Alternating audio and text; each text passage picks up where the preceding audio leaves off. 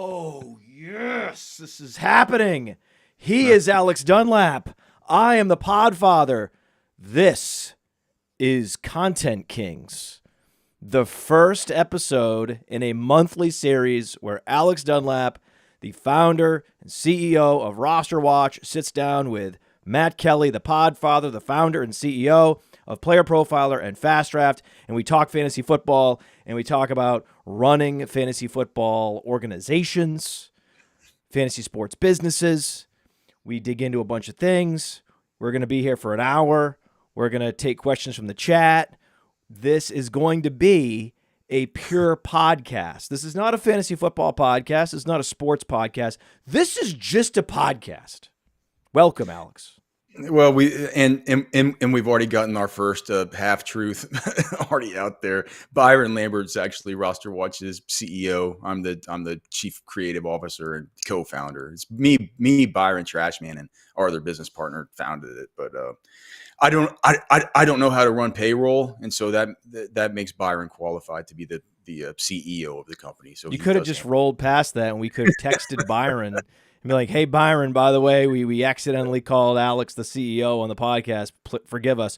But no, you wanted to drag the show down. We had a nice trajectory that I started with the show. You saw I figured out what I wanted to say. I was like, I have the opening, have the cold open ready to go. Let's go. Now we're starting off the show with a technicality. Yeah, and because one of the themes that you said in the beginning is like the show is about it's about what it's like to be a CEO and what it's like to run the business. And I just kind of came right out and said, well, that isn't true. That isn't what it's going to be about. Okay, you're the co-founder. Okay, you're the co-founder. Excuse me, co-founder of Rosterwatch. Excuse me. I just want to celebrate briefly Malik Neighbors. A 15-target game, and he was injured landing on his head last night, doing what Malik Neighbors does, which is to put it all on the line to try to save Daniel Jones and the Giants and to put this entire team on his back. And by putting the team on his back, he landed on his head. He looks like one of, if not the best wide receiver in the sport. He overshadowed CeeDee Lamb in the game. It was just a beautiful thing. He's a beautiful man. If you have the Rosterwatch cheat sheet, if you followed the advice of Player Profiler, our subscribers, collective subscribers, all have Malik Neighbors in almost every league. I know I do in almost every league. We talked about the Kings Classic, all these particular teams and structures where Theo and I, for example, have Malik Neighbors. It's a beautiful thing. I just hope that this is not a serious concussion. We have a serious concussion with Tua Tagovailoa, which is basically going to destroying the potential of Tyreek Hill and especially Jalen Waddle. So it's very tragic what's happened. Also just his health and safety. Now we have Devontae Smith. So basically we have two receivers because of concussions. We have two receivers in Miami that have been neutered. We have a receiver in Philadelphia. Been neutered in that, yeah. So it's looking like, because they were both DNP on Thursday, A.J. Brown and Devontae Smith not practicing. So we're trending towards some kind of Dallas Goedert show once again, which I'm here for. I love Dallas Goedert. Famously, you were there at the Senior Bowl when Dallas Goedert played for a snap. He was the talk of the Senior Bowl. And he's good for a minute. Yeah, he played then he broke his hand. I forgot what it was. It was a broken arm, broken hand, something like that at the Senior Bowl. But everyone was drooling over Dallas Goedert. Dallas Goedert's amazing, so I'm here for Dallas Goedert's season. This is great. Everyone that drafted him and immediately forgot they drafted him. Like, no one remembers even any teams they have Goedert. Like, oh, I have Goedert in that team. Yeah, it's like me. Like, oh, I forgot. God, okay, good. You got reminded real quick last week whenever you went to go check your lineups. Can you believe that FanDuel had the foresight to get him up to 7,500 for this? They just said, you know what, screw it. We don't think A.J. Brown and Devontae are playing. We're not going to make this easy on guys. It's crazy, man. Well, wild. If you saw the Devontae Smith injury, he was down bad. So Devontae Smith down bad. I don't think he's going to play. Didn't practice, not going to play. So it's just going to be very interesting. We have Jahan Dotson. Was he going? What about Paris Campbell?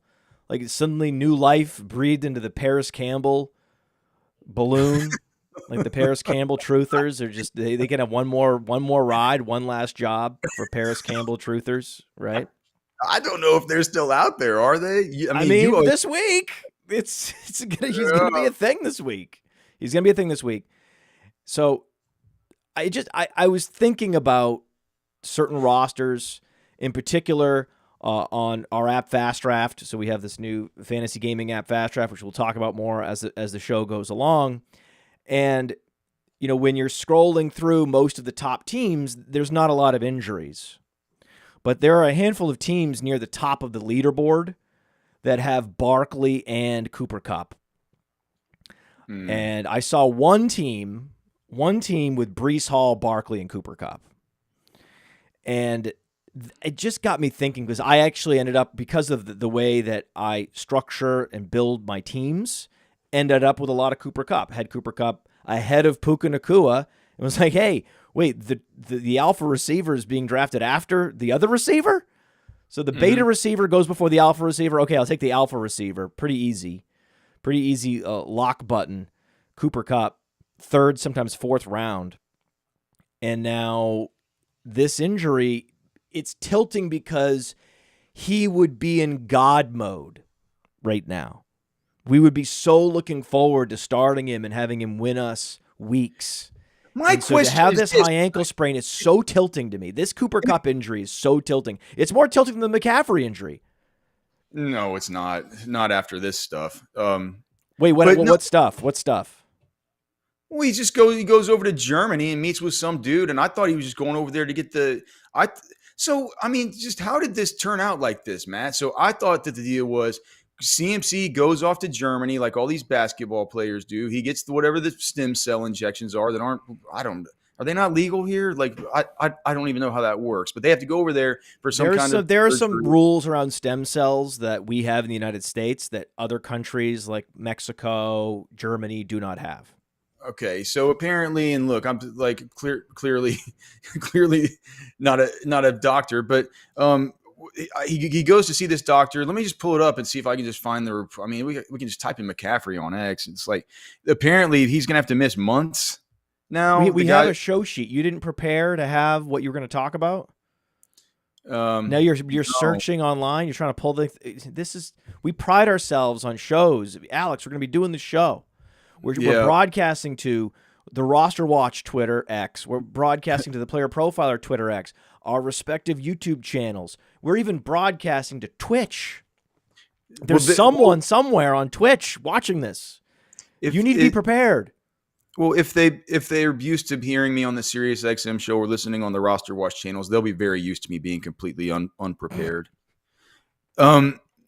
But yeah, so basically they're saying like you have these Twitter docs. I mean, the original quote was that he went there and that after meeting with the German specialist, he's set to now miss months. And now you have these Twitter doctors, and I haven't heard from Pro Football Doc, but there's some of these other guys that are kind of second tier. Not to say that they're guys that didn't work for NFL teams, but they seem like they know about injuries and stuff.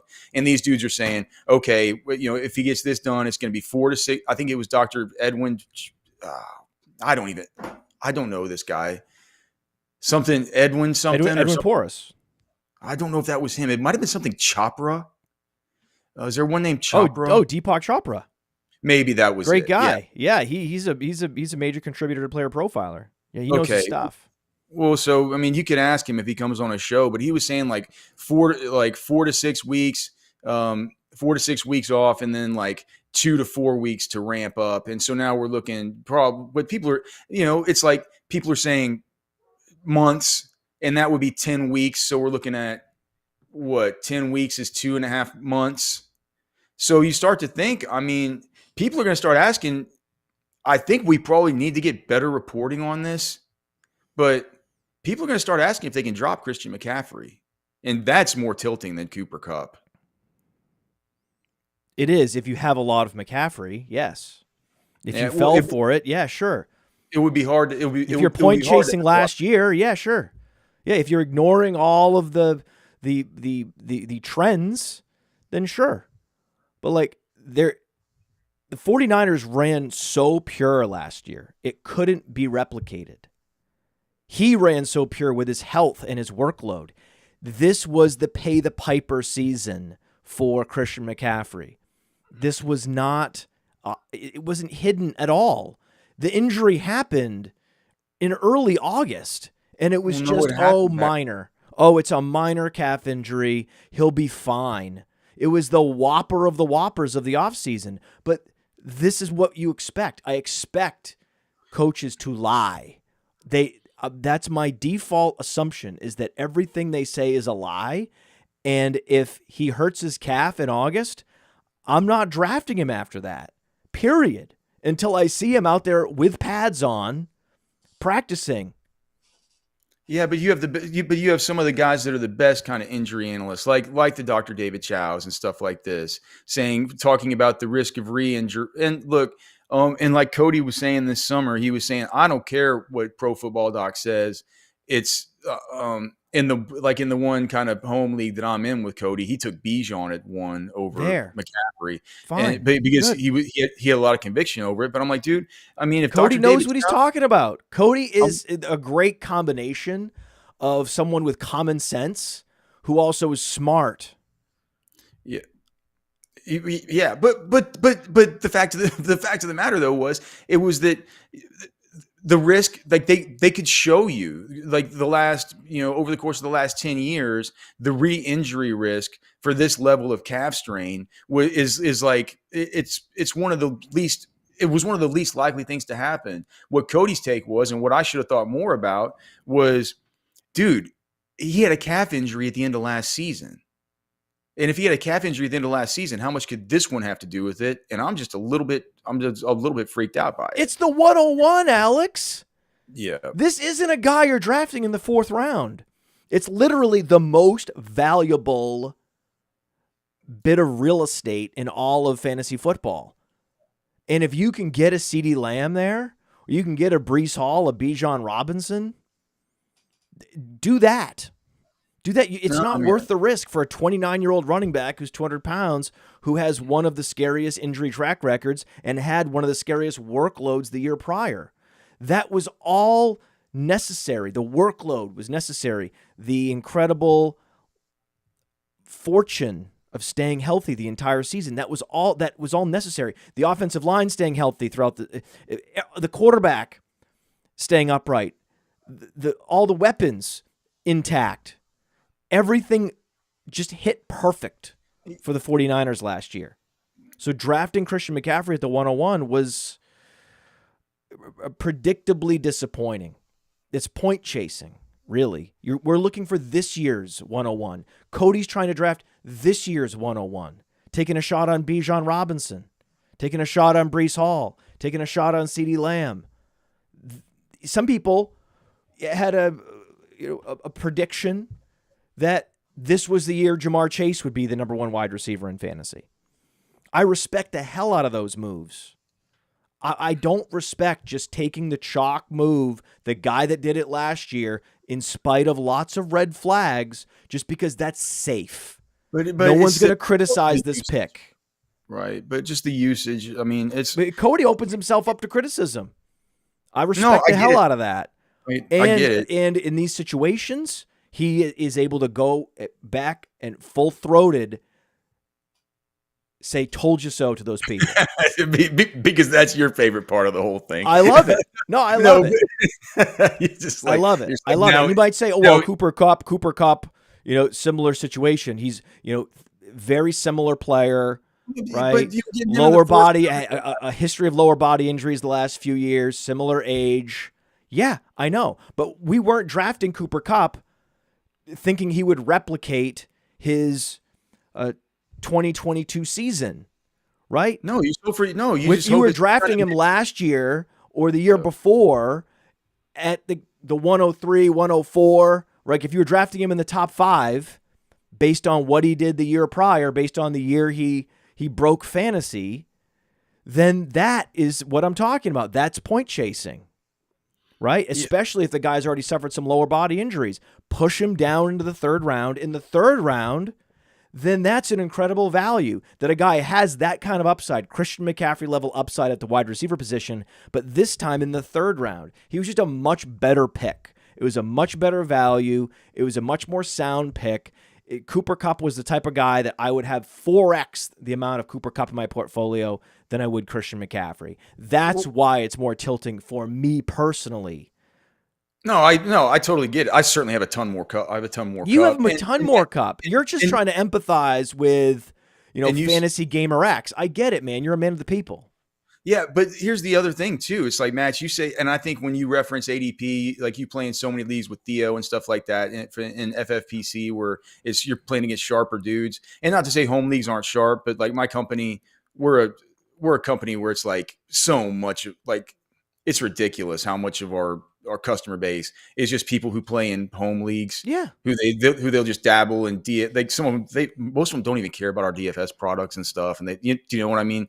But so it's like for those leagues, you could like in just your typical Yahoo 12-team league, a lot of these you could get Cooper Kupp 4th round, Malik Neighbors 5th round. I know.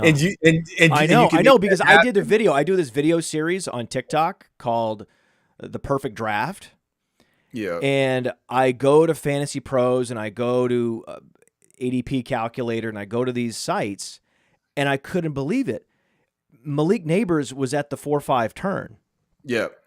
I was like, wait, this is real. And then I did a little extra research. I asked around and they're like, oh yeah, no. In a lot of leagues, in a traditional Yahoo fantasy football league, you can get Malik Neighbors in the late 4th round, easy.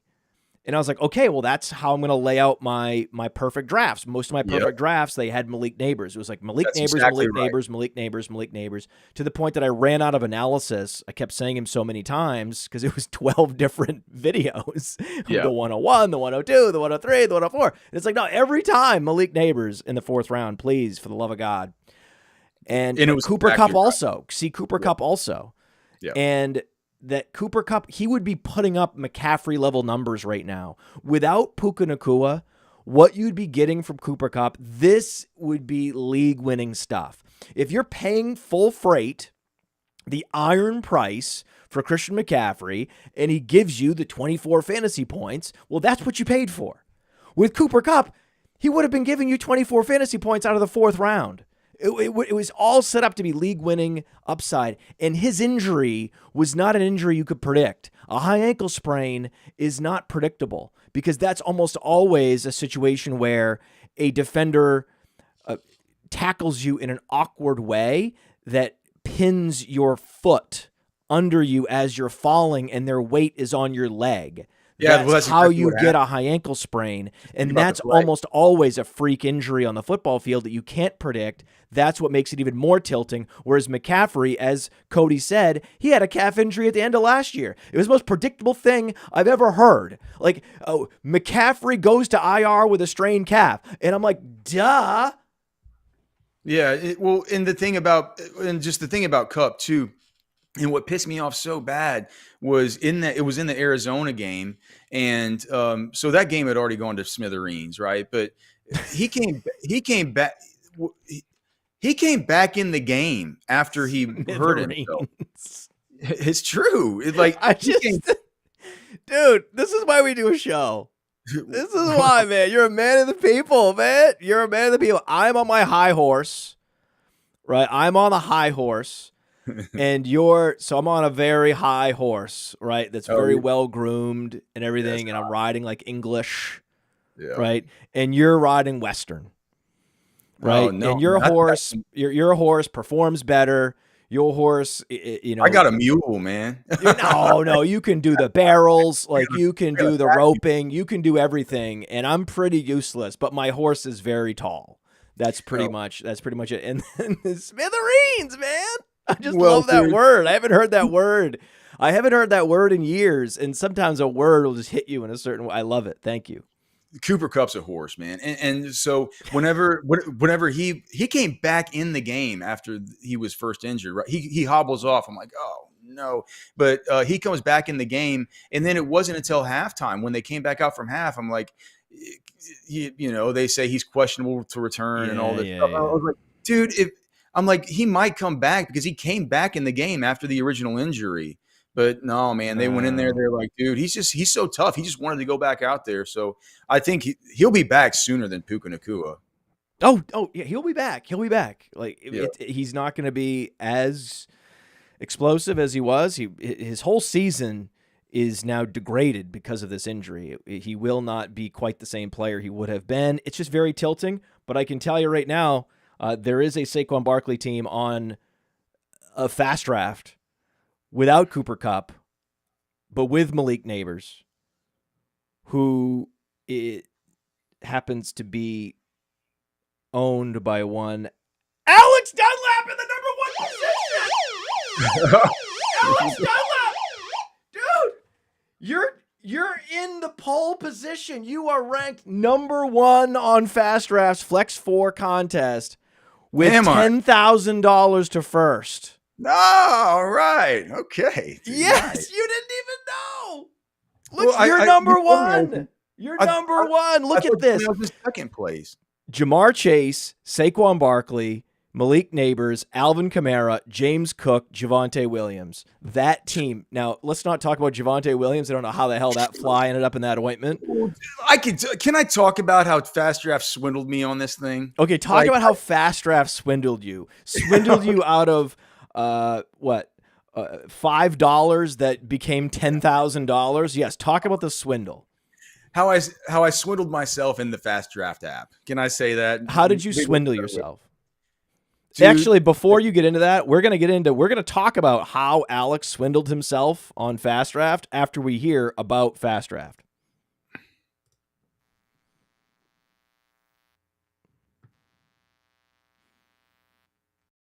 Oh, the NFL season is underway, and if you drafted on Fast Draft this summer, the Origins All-Rookie game, the Flex 4 game, check the live scoring, see where you are in the standings. You might be in line for a big payday. And no matter where you are in the world, you should have the Fast Draft app because there's a custom Dynasty mock tool that's free to everybody with super sharp ADPs, and we're rolling out DFS tournaments throughout the year, and the 2025 tournaments will go live before any of us realize, oh my God, the 2025 season is upon us. Download Fast Draft, register, and you will be alerted as soon as these new contests are unleashed. Check it out on fastdraft.app. Nice tight little promotion there. I love it, man. Dude, Fast Draft is awesome. It's super fun. I wanted to ask you just a little bit about it. You're unaffiliated. Yeah. You're with a totally different company. We just happen to, work together, at the Senior Bowl. We collaborate, you and I. Yeah. But this is not a paid promotion. You have no stake in this. You just happen to like the app. You happen to download it because I told you to download it. I was like, hey, you should download Fast Draft. You downloaded it and well, all right. So what happened is this. So if you guys haven't played on Fast Draft, and I can see if you're listening to this on Matt's channel, you probably played it because he talked about it a lot, but it didn't get put out till closer to the end of the kind of the start of the season. So like with all the hype around the start of the season, I can understand how somebody might have missed the boat on getting on this app in time. Don't even get me started. Don't even get me started on the various reasons. Is that kind of poking you in the ribs a little bit, Matt? No. This is why we're doing this show.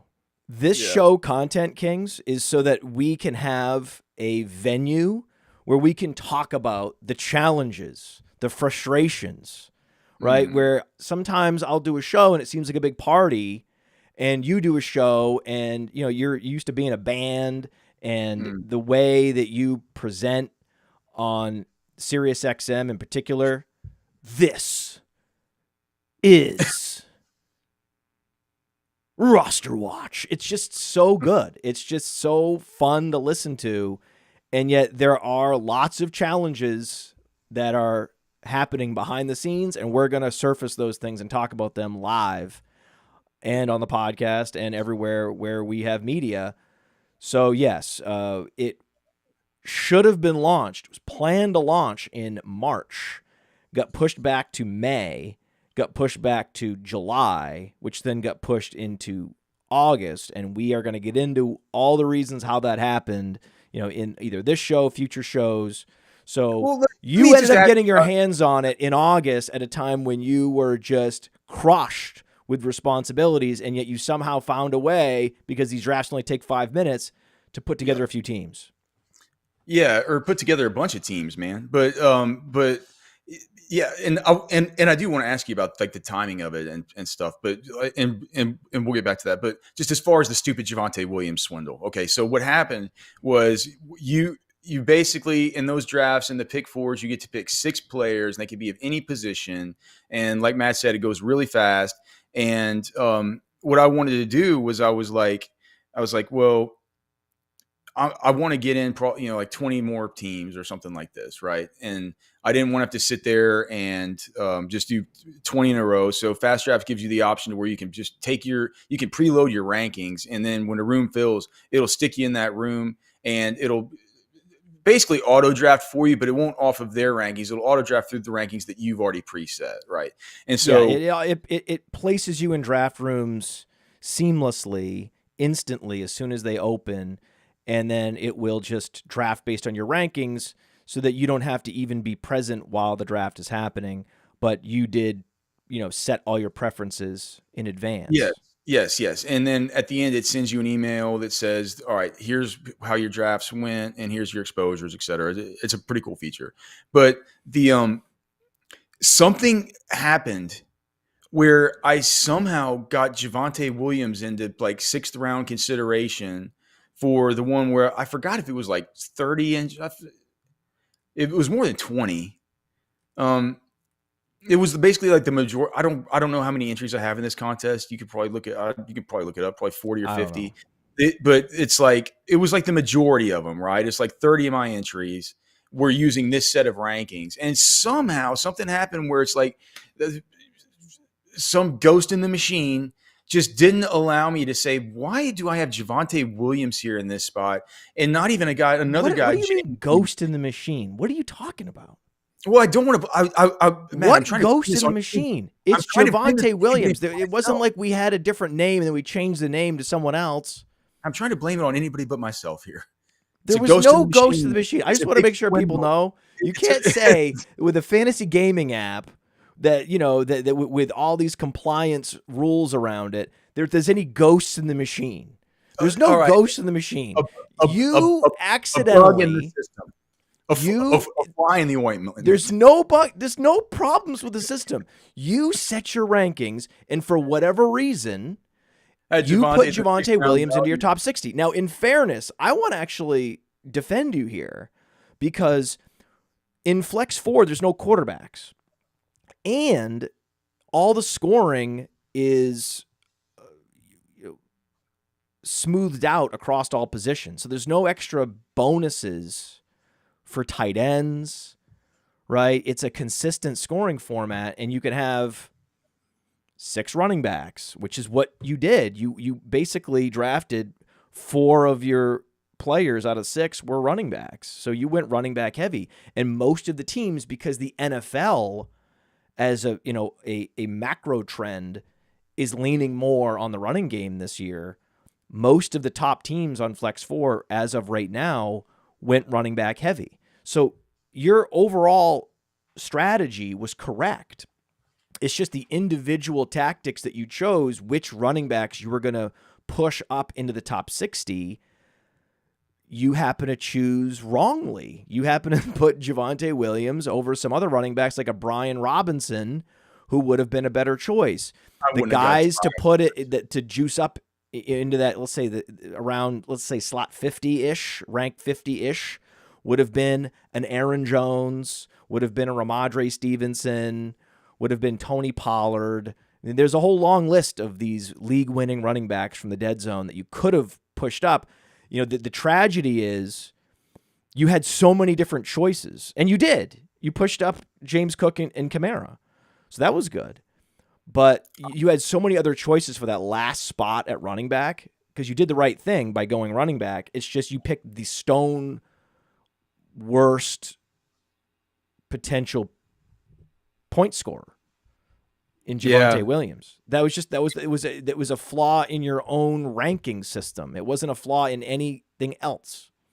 I know it's just like, but you know how this goes, man. Whenever you get down there to the very end, like you get speed blind sometimes. You know what I mean? You're just like you can overlook things, and I just like I don't know what it was in my mind. Like I wish I would have gotten like I'm looking at my exposures right now, and I wish I would have got more like you know just some of these dudes that were a little bit farther down in the queue that nobody's going to have. And I've like, if I would have had Jamison Williams, I have him in all of my season long leagues, right? If I would have been able to get him up to that kind of sixth pick consideration, that would have been a little bit of a reach. So let me explain. So because there's no tight end premium and there's no dedicated tight end position, all the running backs and receivers get moved up on Fast Draft in the Flex 4 contest.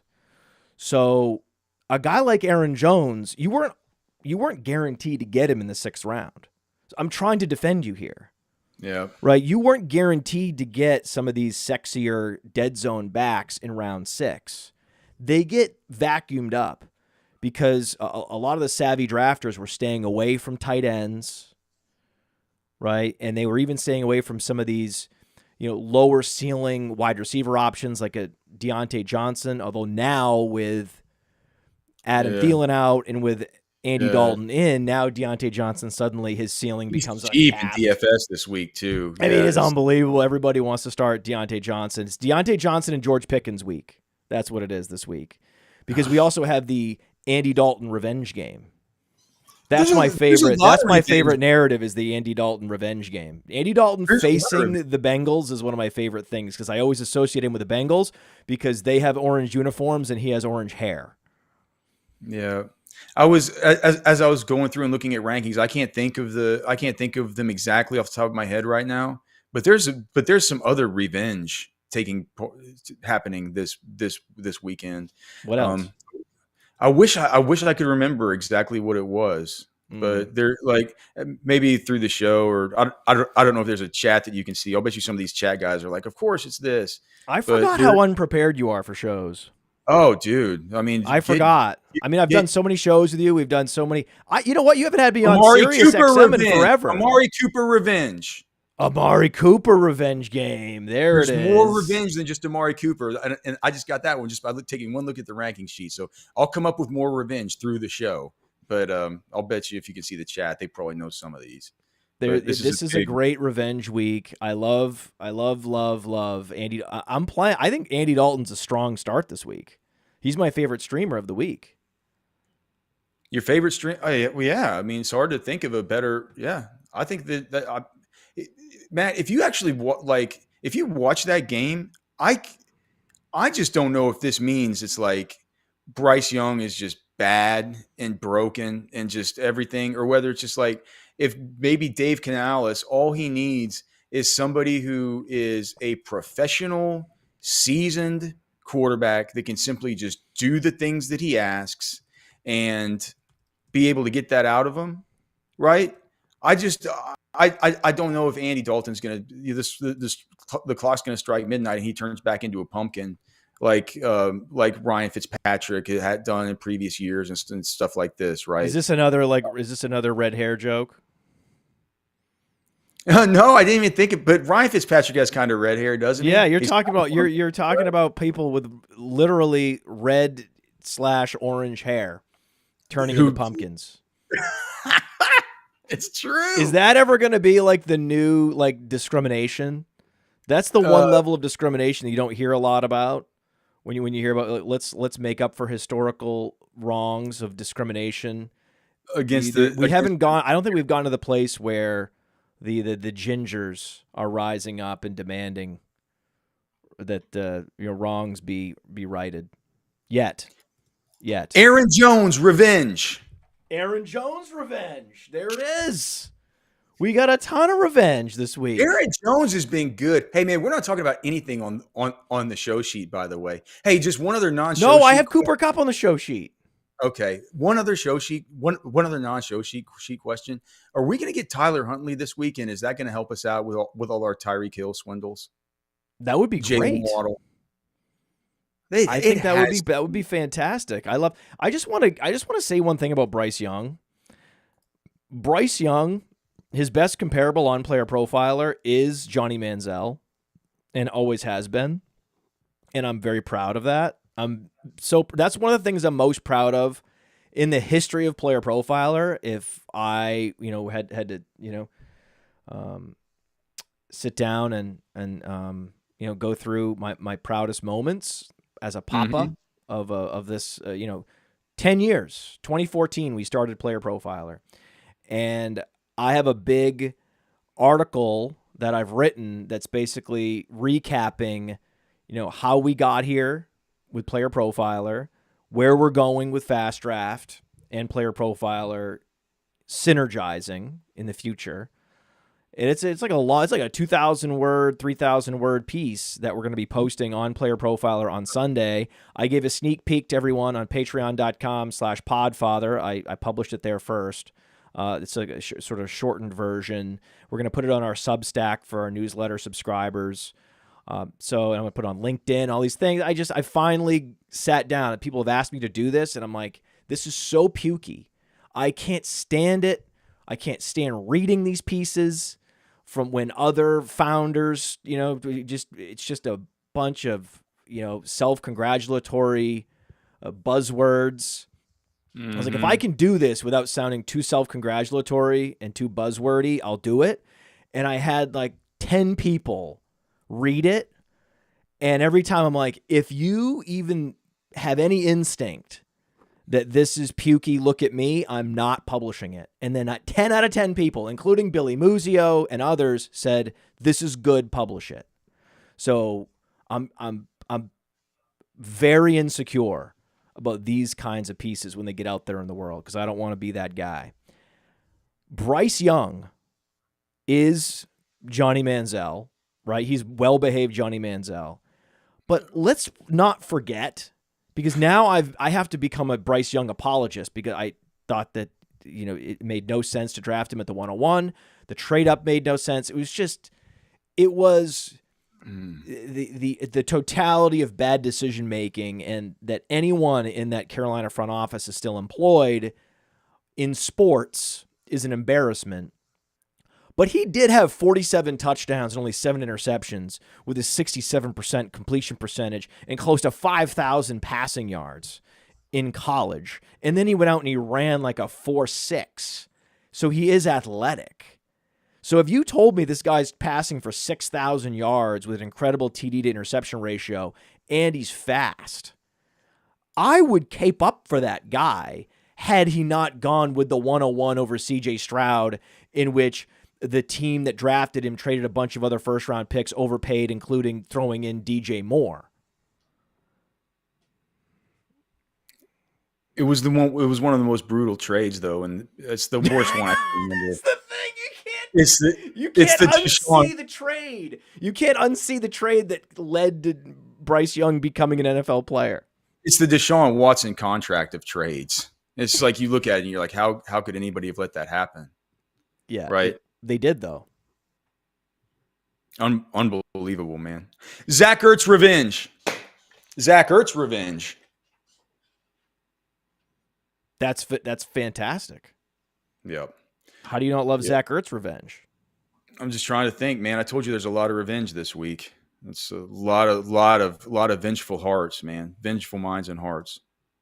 See, that's the thing. What's the benefits? Just so you know, not that I'm not saying that next month when we do the show, you have to be super prepared and have notes, but it's better for the audience, because I know you care about the audience deeply as a bass player, right? As a former bass player, you care about this. If you just had the list and you could just list it off, rat-a-tat-tat, that would have been a really tight segment, instead of me filibustering and then you looking it up for 5 minutes and then having one name, and then me filibustering and then you with one more name, right? So, the drip, drip, drip of the names isn't as good as rat-a-tat-tat. When is Fast Draft launching again for next season? Or wait, can you get an in-season game going? We have an in-season game that is currently being built as we speak. In fact, before the show, after this show, I have meetings about Fast Drafts DFS games. So the Flex 4 concept is going to become weekly, and then we're also going to have a Flex 4 cash game where you just pick 6 players, and you're in a league with 10 other people, and the top 3 triple up. And that's it. Love it. Yeah, very man. simple. Very simple. We're going to stick with the $5 games. Eventually, we're going to have a $25 game for people that want higher stakes. So I like the $5.25, maybe some $10 games, but $5.25. Everybody loves the $5 games, but then there's this whole other segment of people that really like the $25 games. They like the little bit more high stakes. They don't really get interested until the money gets a little bit more stakey, right? Mm. So I understand that. I understand that fully. So we want to have games for everybody, including, it's very important to me that we have a defense game. So a Flex 4 defense, the defense version of Flex 4. The IDP community is not necessarily growing fast. It's small, but it's very passionate. And what I care most about are people that love Fast Draft, not people that like it. So if I can just get a handful of people that love it, that's more powerful in this age, in this interconnected age. It's more powerful to have one person that loves your app than 10 people that just enjoy it casually. So I'm trying to find the people that could be most passionate, and it's not a lot of work for us to roll out a defense game, because if you think about it, let's say that the player stats that we're licensing from a place like Fantasy Data, SDIO, Sports Data IO. So we get the live scoring from that service. Right. Well, we all get both sides of the box score. It's just that the gaming sites and even the fantasy sports information sites barely use the other side of the data feed, the defensive side. Well, because it takes so much work from I mean, it's it's not that much extra work. It actually isn't. There's no additional cost. So put it this way: there's no additional cost. Well, yes, so it's all free data that we're already getting, all the defensive stats. It's just most people are throwing those things away, right? It's like, I'm going to eat the banana and I'm going to throw away the peel. Well, if you can find a way to use the peel. Oh, there are plenty of ways to use a banana That's peel. a much better, more efficient use of resources. So we're trying to have more efficient use of resources. And it just so happens that the people that eat peels, I mean, there are some people that have you ever eaten a banana peel? No, but didn't Will Levis do it? You can also use it like in case your neighbor is too close behind you, man. You can throw it out the back of your truck and slip them up like kind of like Mario Kart. I mean, there's a million things you can do with these banana peels. Oh yeah. I think. Can you name more things to do with banana peels? Go ahead. Yeah, so you can take them and let's say you have like an infestation in your backyard of spider monkeys. You can take the banana peels and put a little net over your pool and take all the banana peels and put them on top of the net. And that way the spider monkeys, they just go on top of the pool, try to get a banana peel, fall into the pool and drown. That's another way to use them. I mean, I could think of a million ways. Do you have another one? Sure. You could go into your neighbor's house. You can go into his house, fill up his closet with banana peels. You can call him up and say, "Yo, man, you might want to check your closet." You go up in there, open it, a bunch of banana peels fall out. Hilarious. Yeah, I'm telling you. Dude, so you're using banana peels in so many creative ways that are hilarious and also just super sociopathic. Right. As you're murdering monkeys. I think that's really smart stuff. It's really, really smart stuff. And we're gonna check in with you, I think, every month with new uses for banana peels. It's just like this, man. Like I just think with the developers, I know you have Frank, and so for him, it's easier for you just to call him up and say, "Hey, dude, can you find a way to do this?" For me personally, as I'm in charge of the content on our site, I would love to be able to have that defensive stuff. And we're just like you. We get the stats from the different providers, and to be honest, it's something I haven't even really thought about, just because the one time we've tried IDP, it just didn't get much traction, you know? But Oh, trust me, everybody has told me, who is a luminary in the space, you know, someone who's been in the industry many years. I meet him at the FSGA. I say, hey, we might roll out a defense game, and they strongly recommend against it. Okay. But then you have a lot of people that are not luminaries, that are just, you know, content creators in the space, who've intersected with a lot of these IDP guys along the way. And they're like, well, that's interesting, because I think these people are really passionate and they would really appreciate a game very much. And it's not like they're not going to play the other games you have. This would just be the game that gets them in the door and gets them talking on their forums and in their communities, on their Discords and on their Reddits. And that's something that I'm interested in. I'm interested in creating passionate users. That's how Player Profiler got started. I mean, Player Profiler was started through word of mouth. When you look at our statistics, we're not actually scoring that well on Google. So something that happened yesterday was Malik Neighbors' stats was trending at like 3 p.m.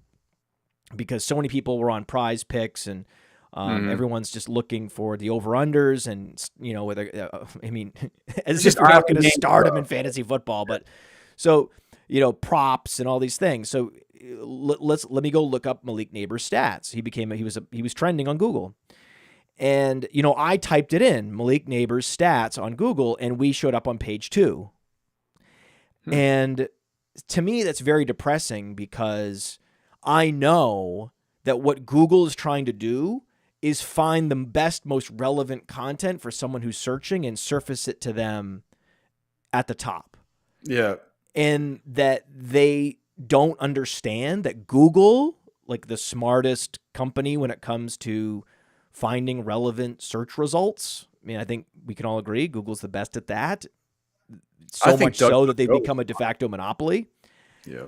Now, that they can't figure out, and we can't show Google the information that they would need to figure it out, that we are the best site.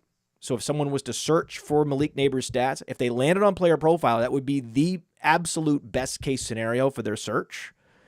The fact that we're falling to page 2, it breaks my heart, because it also shows that we're not doing enough to signal to Google that we should be prioritized, because that's in the best interest of Google's customers. And then this sends me on a whole quest to try to improve the search engine optimization. And now one of the problems with that is, when you go to Player Profile, the fact that it looks so clean and it's easy to navigate once you're on it, and it looks modern, some of those aspects work against the search engine optimization, where if we could just pack the top of the Malik Neighbors player page with lots of text and lots of stats configured in a certain way, it would look gross, but Google would be able to read it better, and we would rank higher. So that's the trade-off, is because we want the experience to be a certain way, we can't rank as high on Google, and therefore a lot of our traffic, a shocking amount of our traffic, does not come from search. It comes from direct links, which means people are bookmarking Player Profiler and they're going to it directly. They're typing it into the browser directly, which is one of the metrics that I take the most pride in, is the direct traffic that we command, as opposed to most sites. It's 95% search and social and some other things, you know, after that. Whereas ours is so skewed to direct, it's a testament, I think, to the content itself. Yeah, well, I will say this, man. If you were to type, if the trending search would have been, you know, you wouldn't have had to do a Google AdSense buy on a trending search for Malik Neighbors' profile. You'd have been the top one.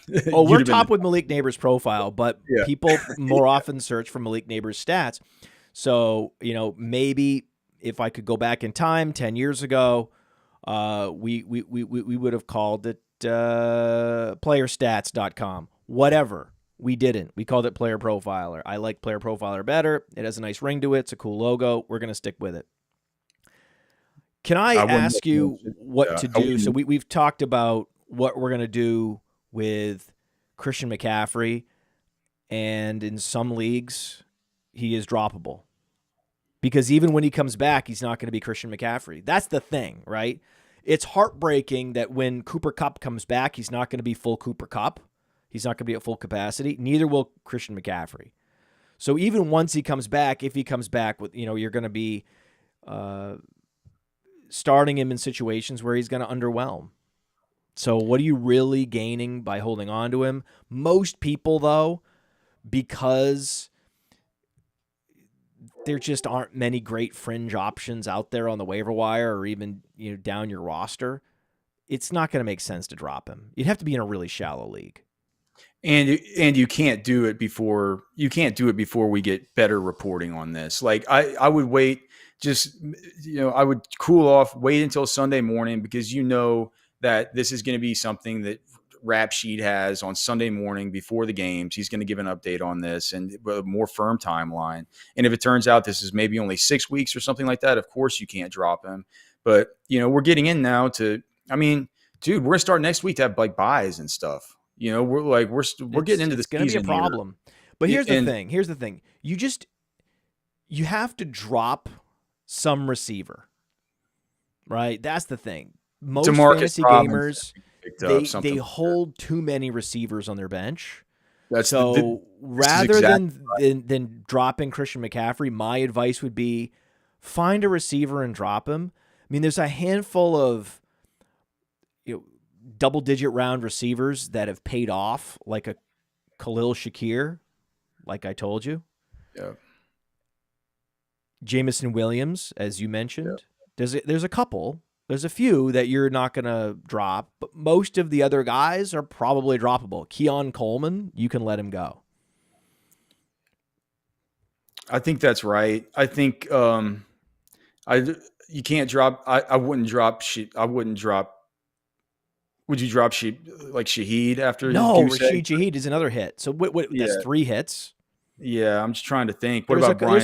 There's a few big hits. There's a few big hits in double-digit rounds. It's about. There's probably 5. There's probably another couple guys. Let us know in the chat. That's off the top of our head. I'm sure there's some more double-digit round hits, but most of the receivers you're drafting. Well, what about your boy Quentin Johnston? See, I would drop him because there's no way he's gonna repeat, 2 touchdowns a game moving forward. He has an unsustainable touchdown rate. The targets are not there. He has shown himself through a full season last year to not be good at football. And I'm team Ladd McConkey, and it's a low volume offense with a quarterback who's less than 100%. I'm just not interested in receivers on the Chargers not named Ladd McConkey, and I don't fall for the random 2 touchdown game banana peel in the tailpipe. Yeah, man. That's another way to use a banana peel. Go to your neighbor's house, stick it in his tailpipe. That's right. Well, it's better if there's a whole banana inside it. Bananas are always better. We should say this for the record, for the history books, just in case, when the aliens dig up this show, because this is going to be a priority for them, is that we do believe, Alex and I fundamentally believe bananas are much better with the banana inside. Just the peel is not great. It's not great, but there is some appeal to the peel. Yep, it's about the same level of appeal as IDP has to me. What's funny is that you were talking about spider monkeys, and you're in Texas, and so what happens in Texas is spider monkeys get out from these high fence ranches. The various exotic ranches around here in the Hill Country, and they become like an infestation, and so that's a problem. I just got my haircut, and my barber the entire time was ranting against the squirrels. In Connecticut, if you wanna get someone to just talk for 5 to 10 minutes, ask anyone that has a garden or any kind of land with trees, especially fruit-bearing trees or a garden, ask them about squirrels. Just say, "Hey, what do you think about squirrels?" And I mean, they want a squirrel holocaust, these people. That's what they want. Do you know what's so interesting about squirrel? It's that like there's not like different pieces of squirrel meat. It's all just squirrel meat. You know? No, It's all the same. I don't know. I don't have any idea. Okay. So, all right. So like let's say you're eating chicken, right? It's like Okay. the wing tastes different than the drumstick or the thigh or the breast or anything like that. If you're eating if you're skinning a deer, you know that like the hams are different from the shoulders, or different from the back straps, or different from the flank meat, right? It's different from the neck meat, all this stuff. It's different cuts in meat. When you eat a squirrel, it's all just squirrel meat. It all tastes just the same. It's just squirrel meat. You ever had a squirrel pot pie? I've never had squirrel ever. Oh, okay. Well, geez. I know I haven't lived. I have not eaten a banana peel, and I have not eaten squirrel. Squirrel's good, man. Squirrel's I'm fucking good. up. Have you ever eaten turtle? Like a turtle soup? I think I've had turtle. Maybe. No, probably not. I like turtles too. Turtles are pretty cute. Not snapping turtles. Snapping turtles, very dangerous. Underrated, dangerous snapping turtles. But, box turtle, cute stuff. Question for you. Yep. The tragedy of Trevor Lawrence. Okay, because whenever I think about Justin Herbert, I think of, okay, this is a golden boy quarterback who actually delivered at least one season, had one big, season where he showed, okay, this guy's for real, right?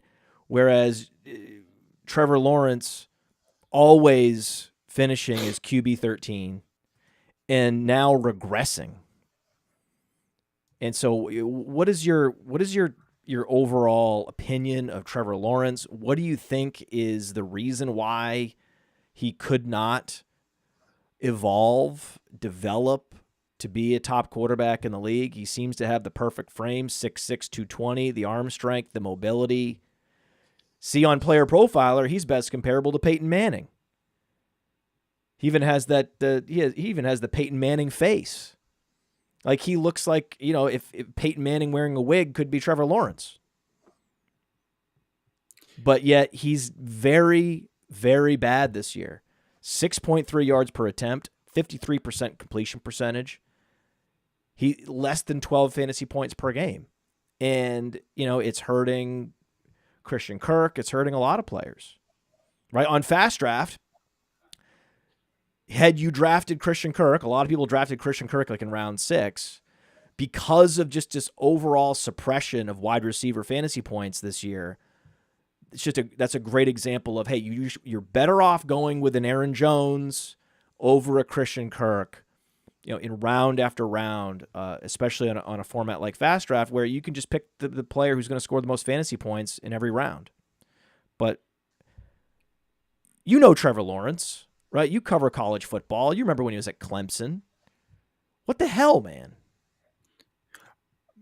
Oh, well, okay. So, I mean, he's had challenges with his coaching, and as you and I have discussed offline, I think Doug Peterson stinks.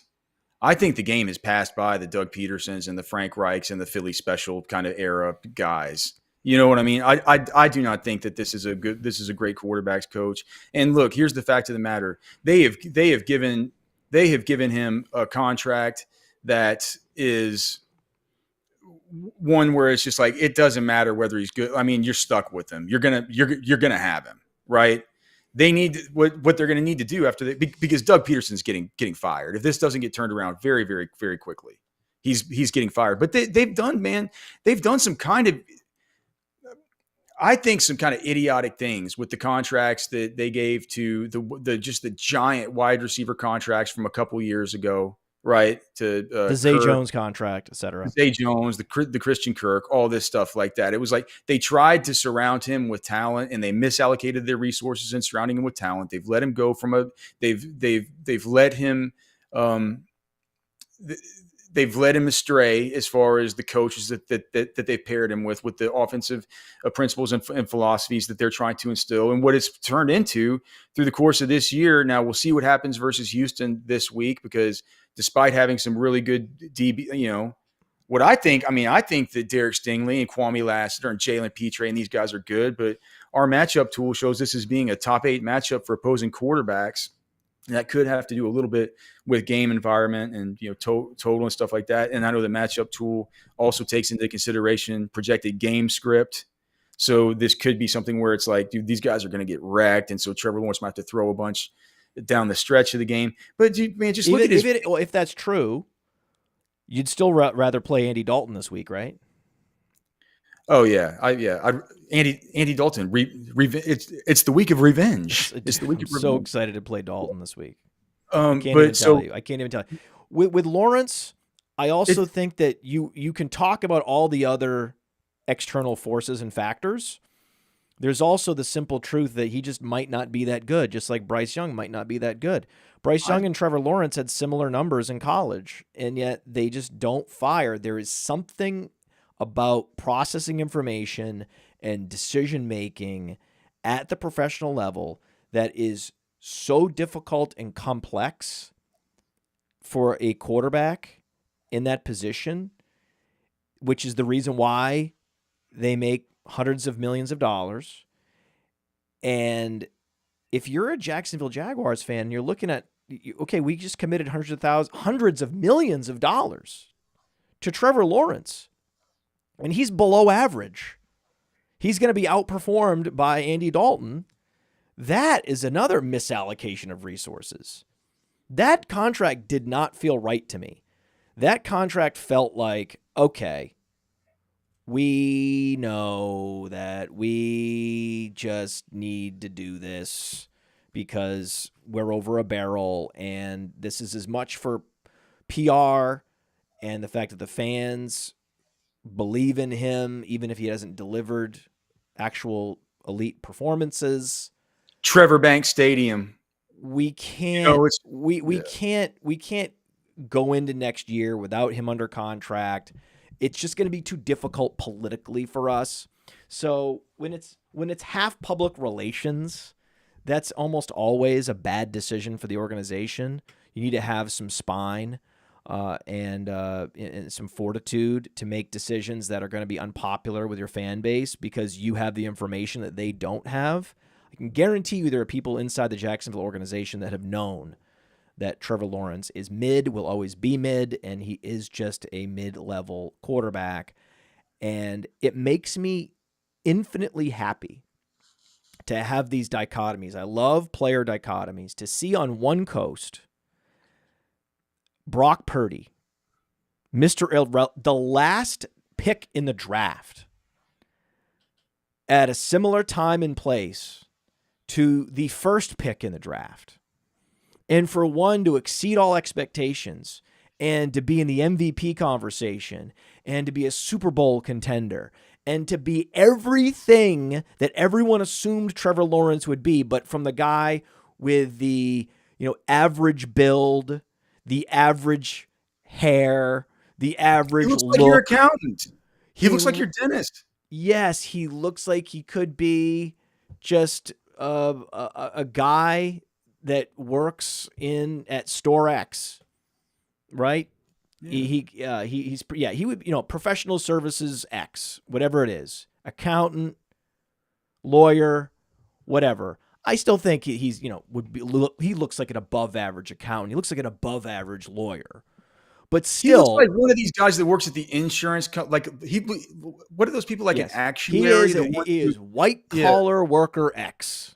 Yeah, that is what he looks like, and it's amazing that he would be able to just outshine in every way a guy that was his peer, but supposedly everything that he wasn't, right? as a prospect, and now it's completely flipped. Now it's just like the yin and the yang have flipped. Now it's you're everything I'm not, and I'm the one that's elite. I'm the one that deserves the hundreds of millions of dollars. I'm the one going to the Super Bowl. I'm the one delivering the ball on time in difficult clutch situations, and you're not. And that's amazing to me. That is one of the reasons why, after 10 years of doing this, I still love this sport. It's these situations that make me just so happy that we get to cover this sport.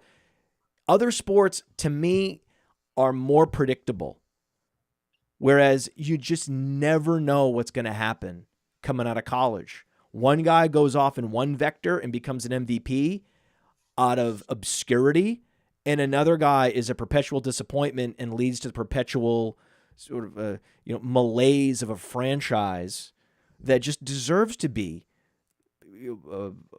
stuck in a time capsule forever with their stupid logo and their stupid branding and the Jaguars and their ridiculous uniforms and just both of those two franchises. I remember, I'm old enough to remember when they were expansion franchises. Oh yeah, and I was like, what the fuck is this? You're turning our beloved sport into a cartoon, right? What is this? When I looked at the Panthers and the Jaguars, and I was like, I hope these teams never win anything. And then so when the Patriots beat the Panthers in the Super Bowl, I was extra happy because I was like, okay, I'm glad this XFL team got beat, right?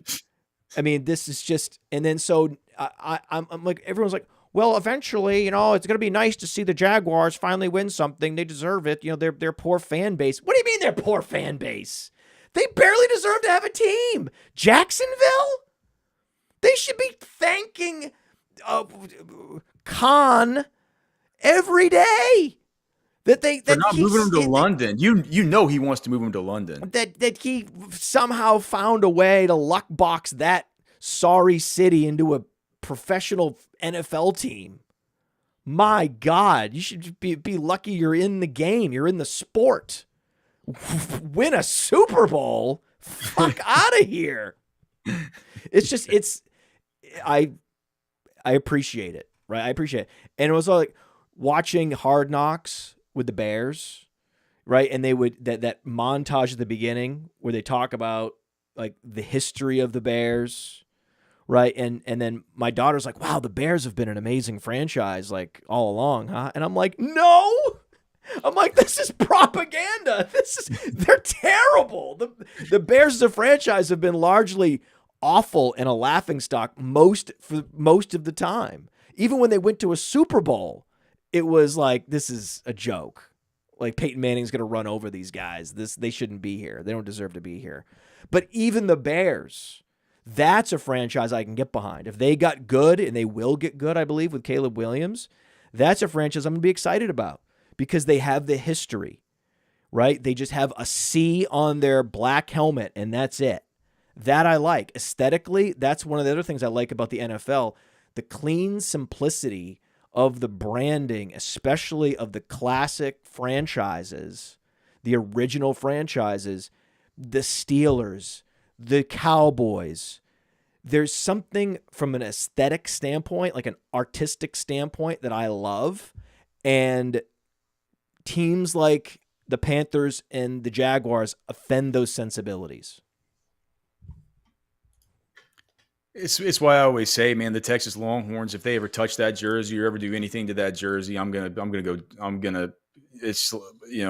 riot in the streets, man. Like you can't do it. They're just, yeah. And I agree completely with what you said. And I also think to a certain degree, if you're just talking about the aesthetics of the jerseys and, the teams that, the iconic ones, it's like, guess what? Whenever the Raiders are ever good again, it's just like it's gonna feel like a legitimate, like, good team that's been good in their past and has a storied history and is iconic, and because even though we know look at the last whatever, look at the last. It's been and now very, they're playing very, in very hit Vegas, or a miss. fake city. They're playing in a completely fraudulent fake city. It doesn't matter, man. It's which like is built on plastic. Yeah. Right. It's like and glass and literal magicians, literal smoke and mirrors. Ooh, it's like a it's city magic that was built literally on smoke and mirrors. They're in the desert. In the middle of the desert. It has fringe legitimacy to an NFL franchise, and really is only there because of the entertainment value of the city. Has made it a destination, which has made it a place where they could actually fill a stadium for an NFL game, and good for them. Good for them. I mean, think about it. If you're in some desert outpost and you can figure out a way to build up your city, your little town into a city, and then eventually get an NFL franchise, good for you. Whoever started Las Vegas, a Bugsy Siegel, I believe, and then whoever helped to grow it. It was mobs and stuff, right? Right. Like well, the people that have, McCarran Airport, whoever McCarran is, I'm sure McCarran had a lot to do with it. Good for these people, and tip of the cap to them. They did a great job. The fact that the aesthetic, brand equity, the history of the Raiders could somehow lend the type of legitimacy to the Las Vegas professional football team that everyone would probably be happy for them to win a Super Bowl. I think we would all celebrate it.